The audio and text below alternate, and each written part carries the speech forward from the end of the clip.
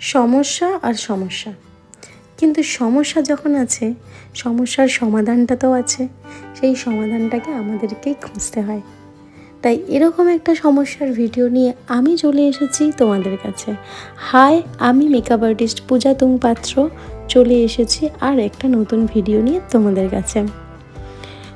অনেক মেকআপ আর্টিস্টদেরই একটা সমস্যা হয় কি হেয়ার স্টাইল নিয়ে। অ্যাডভান্স হেয়ার স্টাইল করছো কিন্তু নিড এবং ক্লিন করতে পারছো না। হেয়ার স্টাইলটাকে তুমি যত সুন্দরই করার চেষ্টা করো না কেন, যতক্ষণ না তোমার অ্যাডভান্স হেয়ারের প্রত্যেকটা লাইনস ক্লিয়ার হচ্ছে, নিড হচ্ছে, ততক্ষণ কিন্তু হেয়ারটা একদমই দেখতে ভালো লাগে না। সো আমরা কিছু কিছু ভুল করে থাকি, যার কারণে আমাদের এই লাইন্সগুলো হেজি দেখায়, ক্লিয়ার হয় না। তার উপরে আমরা স্প্রে দিয়ে দিই, পুরো হেয়ারটা আমাদের হেজি হয়ে যায়।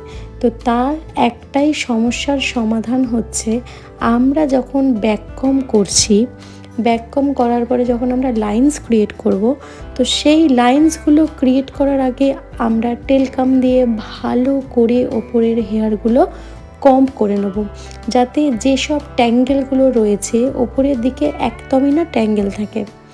দেখবে ট্যাঙ্গেল না থাকার কারণে তোমরা কিন্তু ইজিলি লাইন্স পুল করতে পারবে এবং পুলিং টেকনিকও সুন্দরভাবে করতে পারবে ক্রিয়েট। তাই হেয়ারে ভয় না পেয়ে হেয়ারটাকে ভালোবেসে করে দেখো। আমি তোমাদের বলছি অবশ্যই হেয়ার নিড অ্যান্ড ক্লিন হবে। আর একটা কথা হচ্ছে হেয়ার স্প্রে। হেয়ার স্প্রে দেওয়ার সঙ্গে সঙ্গে কিন্তু তোমাদেরকে ক্লিন করতে হবে, নয়তো হাওয়ায় কিন্তু স্প্রেটা শুকনো হয়ে গিয়ে আমাদের হেয়ারটাকে হার্ড করে দেয়। তাই জন্য স্প্রে দেওয়ার সঙ্গে সঙ্গে আমাদের স্প্রেটাকে ক্লিন করতে হবে। এই ছিল আজকে আমার স্টুডেন্টদের দেখানো ফ্রন্ট ভেরিয়েশন। একটা রিসেপশন, ব্রাইডাল বলুন কিংবা একটা পার্টি মেকআপ বলুন, তাতে কিন্তু এই হেয়ারস্টাইলটা সুন্দরভাবে আপনারা করতে পারবেন। সো এরকম অনেক রকম সমস্যার সমাধান পেতে আমার চ্যানেলটাকে সাবস্ক্রাইব করো, লাইক করো এবং তোমাদের যা যা সমস্যা আছে ঝটপট কমেন্ট বক্সে কমেন্ট করে দাও। আমি আবার পরের ভিডিও আসবো তোমাদের সেই সমস্যা নিয়ে। সো এখানেই শেষ করলাম। টাটা।